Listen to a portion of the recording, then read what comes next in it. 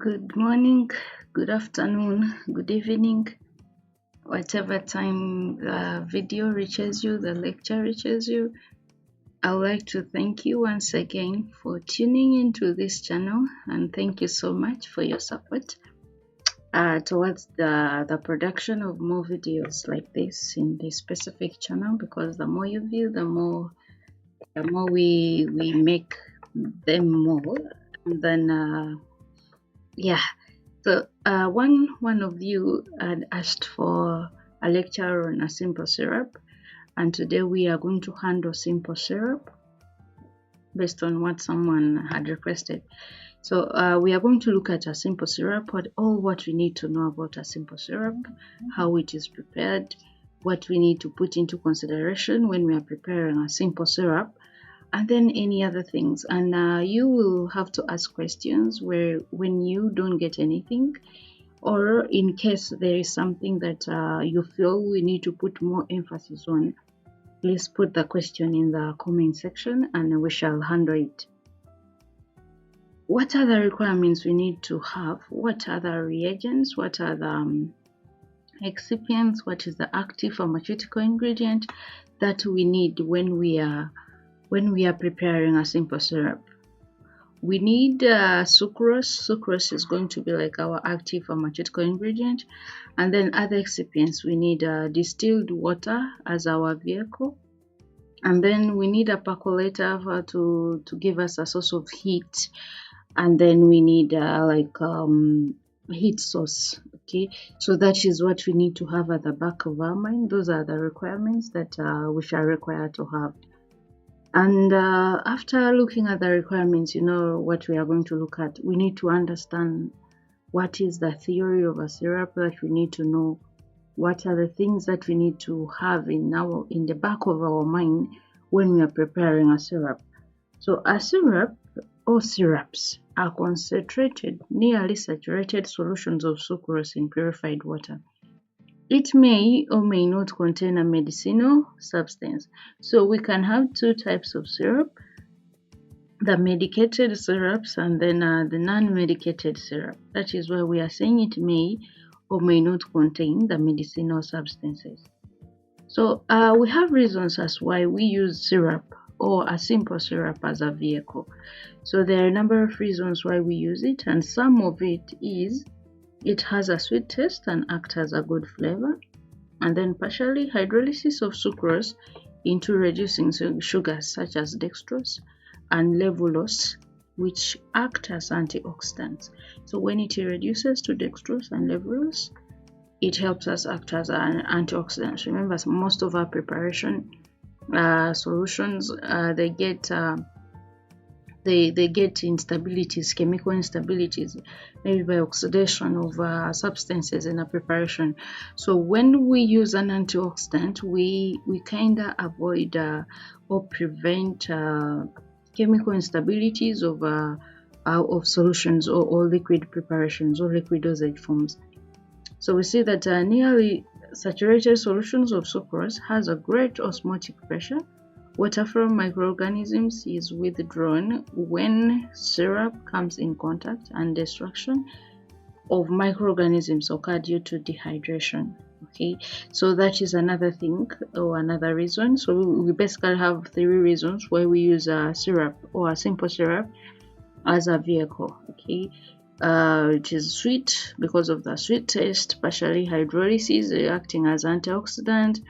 And then nearly saturated solutions of sucrose has a great osmotic pressure.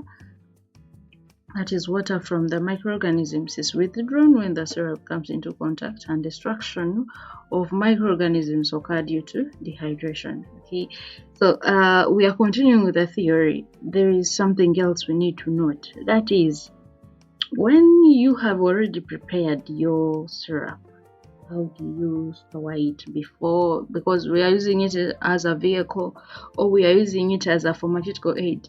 How can we store it to make sure that the quality does not degrade before we use it? Okay, so you fill the cool syrup, like after your syrup has cooled, we are going to see the procedure and how it happens in a bottle at room temperature, or if hot syrup is filled in a bottle, It should be occasionally shaken so that it cools inside the bottle until it reaches to room temperature. Otherwise, condensate water molecules may dilute our upper layer of the syrup, which causes fermentation. Okay, a syrup is stored in loosely stoppered containers because carbon dioxide is evolved if fermentation takes place, which increases the pressure inside the bottle, and then bursting of the bottle or the container may occur. Like, you keep it inside, it should be a loosely stoppered container. Like, you don't tighten it so much, or the bottle top or the container top should not make it so tight. When it gets tight, we see that when fermentation takes place inside the bottle, the carbon dioxide inside, well, carbon dioxide is formed, and when that carbon dioxide is formed, it brings about the pressure, increasing the pressure inside. Once the pressure inside increases, the bottle like kind of bursts. For example, when you shake, for example, when you buy soda and then you shake soda, okay, any brand, depending on any brand, before you open it first. So you shake it, and then after you shake it and then you open it immediately, you find that there is a pressure, increased pressure of how the fluid inside the bottle comes out. So that is something like you can imagine as like if we store our syrup in that loosely, I mean in the tight stoppered container, you find that such things may occur, and this time it bursts itself. You don't have to shake it before it bursts. Yeah. Then you see that the moisture content inside the bottle is because of the fermentation. Hence, it should be always stored in the dry bottle. Okay? So make sure that there is a reduction of the moisture content, because when moisture is in, it brings about fermentation, and then it brings about bursting of your bottle, increased carbon dioxide inside the bottle, something like that. Warm and a cool place is not suitable for storage, as it causes fermentation and crystallization. So warm and cool place is not suitable for our syrup storage because it brings about fermentation and crystallization respectively. So here is a formula that we need to use. So we can have two formulas when we are preparing a simple syrup. You can either use the first one where we say we take sucrose 66.7 grams, and then purified water sufficient to produce 100 grams. Or we can say we take sucrose 85 grams, 0.0 grams, and then purified water sufficient to produce, this is supposed to be grams, please. When you're noting down or following up, please put here as grams. I think typing error. Sorry about this. Of course, every error we make while preparing costs life, and every mistake we make in medicine is 6 feet. Okay, so here let's erase this and put grams. Okay, yes. So here comes the procedure. What do we do? After knowing the formula, after knowing the active pharmaceutical ingredient, after knowing the other excipients that we need to use, we need to appreciate or know what the formula or which formula we have to follow. First and foremost, transfer the weighed amount. Of course, you know the weighing bit, and we have already discussed different lectures on how we generate a working formula, and then we have also discussed lectures on how we enlarge and reduce a working formula, because most of the formulas we get them from standard books, and standard books we have already talked about them. We have a number of standard reference books that enable us in compounding of either an extemporaneous preparation or in large scale in an industrial setting. Okay, so this we are already giving the procedure after you have already are calculated the specific amounts that you need in your facility or that they have directed you to prepare, and then you have weighed and measured any other excipients that you are required to use. So here we are giving you the procedure, what comes after the other. Okay, so you transfer the weighed amount of sucrose into the conical flask. After transferring to the conical flask, add sufficient amount of water. Okay, you add sufficient amount of water that can dissolve the sucrose. After you have done that, make the syrup by heating or without heating. Like continuously stirring your preparation can enable you get a syrup, a simple syrup, or you have to put under the heat source and a specific temperature range. After you have done that, macerate it with cold water or heat the solution. It can also be agitated to accelerate the solubilization. Okay, and then after that, if necessary, you can filter your syrup.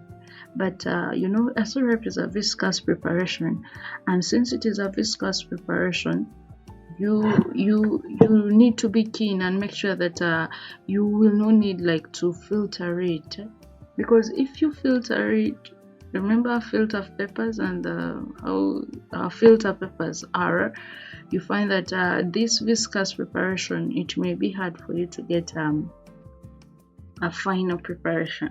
So always make sure that you do quality control tests in the process of preparation, and then before preparation and then after preparation, to make sure that you don't have a lot of impurities in your preparation, and then make sure that you have a quality product. After that, store in a dried container with a proper label. So you pack and label your product. However, there is something we need to note here. We see that this simple syrup is a category of a pharmaceutical aid. We are preparing it basically to help us, or for us to use it when we are preparing other medicated syrups, and it is majorly used as a sweetening agent, or it can be used as a sweet vehicle. You also need to know that the specific gravity of this simple syrup is not less than 1.30. Okay, you can be asked to state the specific gravity of or calculate the specific gravity of this simple syrup depending on how a question is presented to you. And then storage. This syrup should be stored in loosely stoppered bottle, and we know the reason why. We have already discussed it in the previous slide, at fairly cool temperature. And then we see that we can use 0.15% methyl paraben as our preservative, because we looked at it fermenting, having issues of fermenting. We see that the water content, in case the water content enters our syrup, it brings about fermentation. So we want to prevent fermentation from taking place. We can add other excipients, and preferably we can add methyl paraben at a percent over 0.15%, which helps us to avoid antimicrobial growth in our preparation, which would end up bringing about bursting of the bottle and the rest. Okay, uses, we say that a pharmaceutical aid as a sweetening agent. These are the uses of a simple syrup. You can use it as a pharmaceutical aid, majorly, preferably as a sweetening agent. You can also use it as a sweet vehicle and used as a base for various flavored and medicinal syrups. Okay, so that is it. That's what you do. Thank you so much for tuning in and attending this lecture and coming this far, up to this far. Today's lecture, we send regards to Harriet watching us from Kampala, and also you who has come this far watching this or listening to this lecture. Please send us a location where you're watching from, so that we send you a special regards and a special greeting in the next lecture. Stay tuned. Thank you so much. Subscribe and support this channel in making of more videos like this, so that we learn an adventure in the field of pharmacy and appreciate the hands-on pharmacy bit, and that is pharmaceutics and other course units of pharmacy. Thank you.